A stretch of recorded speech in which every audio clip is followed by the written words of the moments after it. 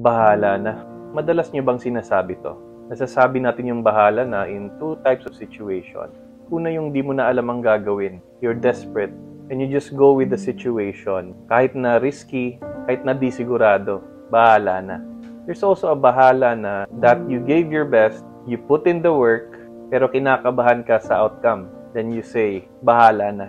Others say that the word bahala na comes from bathala na, or it's up to God. Okay naman na sabihin to, but as long as ginawa mo na yung dapat mong ginawa, make it a responsible bahala na, hindi yung reckless na bahala na.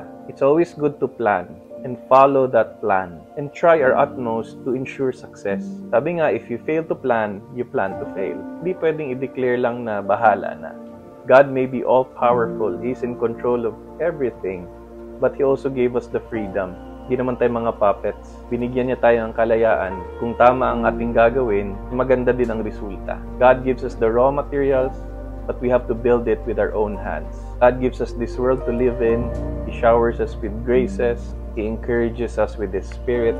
Pero nasa sa atin ang pagiging good stewards ng Kanyang mga biyaya. Yes, it's up to God. Bahala na. But we have to cooperate with His grace.